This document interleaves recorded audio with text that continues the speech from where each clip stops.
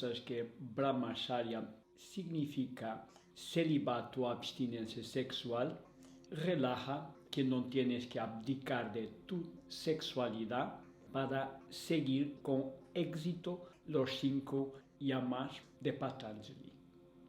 Bienvenido al CP Yoga, lo canal de divulgación de la filosofía práctica, técnica y teórica del yoga. Ahora vamos a nuestro tema, explicando y decompondo la palabra Brahmacharya para que la puedas entender claramente. La palabra Brahmacharya es compuesta por 2 palabras. Primera palabra, Brahma. La segunda palabra puede ser Acharya o Charya. Brahma es uno de los dioses de la Trindad hindú. Es interpretado como la fuerza de la renovación, transformación, y el dios de la música, de las canciones, de las artes. La palabra Acharya significa profesor o mestre, es aquel que enseña lo que practica como estilo de vida. Charya significa rutina y puedes encontrar esta palabra, por ejemplo, en Dinacharya, que significa rutina diaria. Por lo tanto, podremos traducir Brahmacharya como seguir las rutinas de Brahman o seguir los ensinamientos de Brahma. Será interesante intentar comprender quién es este dios del panteón hindú. Ya sabemos que Brahman es el dios de las artes, de la música, de las canciones, el dios de la renovación y de la transformación. Pero tengo una buena historia para contar a ustedes. La historia es muy interesante y nos cuenta que Brahman quitó una parte de su cuerpo y hizo una mujer. El nombre de la mujer es Satrupa, que sería su consorte. Brahman se quedó mucho apasionado por la mujer, se quedó perdido de amores por la mujer y la quería fitar en los ojos y andaba en torno de la mujer fitándola intensamente.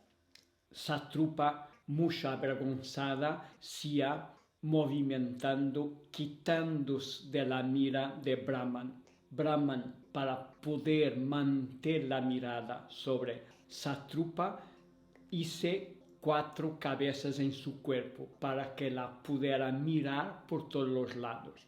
Satrupa, mucho avergonzada, se escapó para los cielos y Brahman hizo en su cuerpo una 5ª cabeza para poder mirar por todos los lados. Por esta historia y por Brahman ser el dios de las artes, de la música y de las canciones, no nos parece que sea un dios mucho dado al celibato o abstinencia sexual por su pasión, por su enamoramiento, por su consuerte. Por lo tanto, la interpretación de Brahmacharya, seguir los ensinamientos de Brahman, no nos conduce al celibato, pero contrario a la unión entre Brahman y Satrupa y a las artes, a la música, a las canciones y a la renovación y a la transformación. Pero podremos pretender que el término Brahmacharya esté dentro del contexto del Yoga Sutra del Patanjali asociado a uno de los 4 ashrams, fases de vida de la tradición hindú. Y la primera fase de la vida de la tradición hindú se llama Brahmacharya. Las fases de la vida de la tradición hindú son las siguientes. Primera fase, Brahmacharya. Segunda fase, Grihastha. Tercera, Vanaspata. Cuarta fase, Samnyasana. Iremos colocar nuestra atención en la primera fase de los 4 ashrams de la tradición hindú, Brahmacharya, entendiendo lo que significa y cuáles son los preceptos de la primera fase de la vida de la tradición hindú Brahmacharya.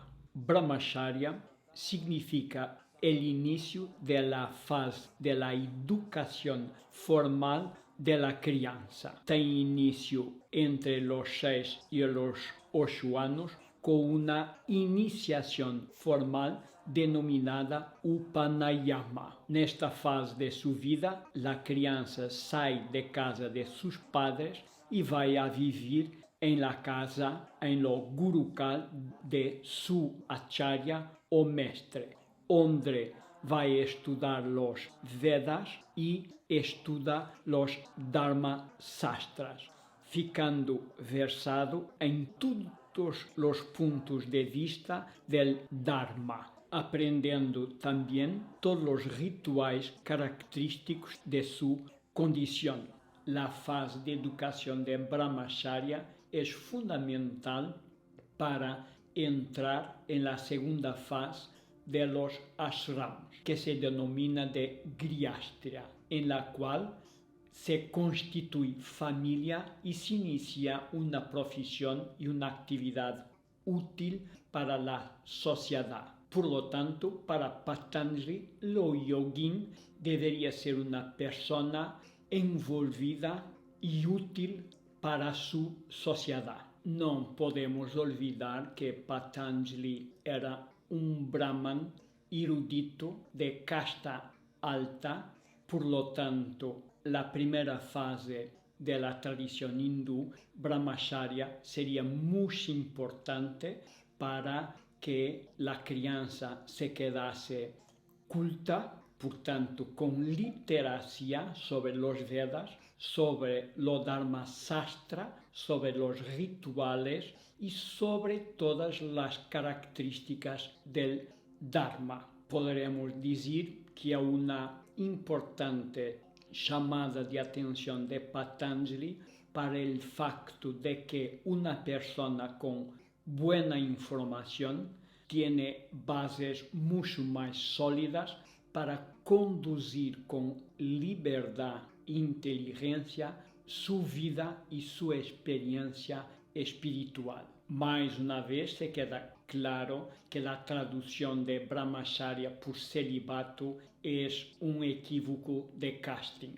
Para enfocar esta idea, lo conceito de Dharma expuesto en los Dharma Sastras contempla lo que se denomina de Kama.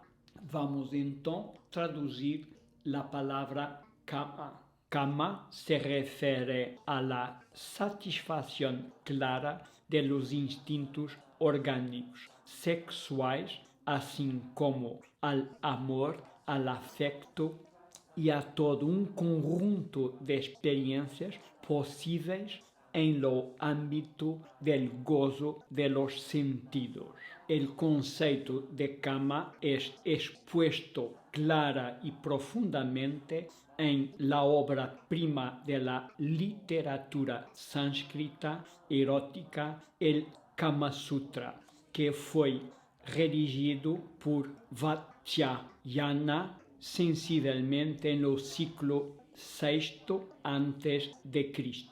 Un reflexo de la libertad y de la divulgación del Kama se encuentra claramente en los templos de Khajural, que tanto escandalizaron los puritanos colonialistas ingleses. Una vez más, se queda claro que pretender traducir Brahmacharya por celibato, mesmo utilizando la primera fase de la tradición hindú, es al mínimo un equívoco que podemos considerar inocente o prepositadamente mal intencionado para que se pueda transmitir una información que tiene alguna agenda extraña por detrás.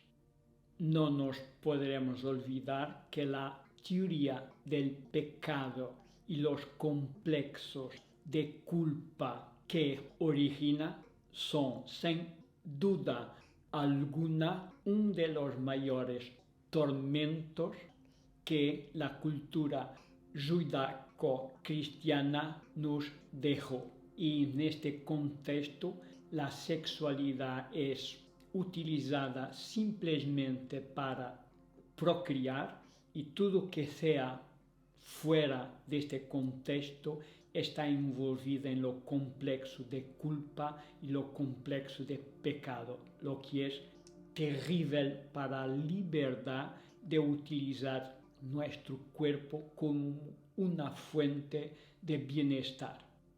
En la tradición del yoga, el cuerpo y todo que envuelve el cuerpo ha sido el vehículo que nos fue dado temporalmente para desarrollar nuestra espiritualidad. Y para el yoga, la sexualidad liberada de prejuicios religiosos, morales, sociales y filosóficos hace parte inequívoca del desarrollo de nuestra espiritualidad y bienestar. Y si tenemos dudas, las mismas se quedan sin soporte cuando podemos observar en que en la mayoría de los textos del yoga encontramos implícito o explícito que sin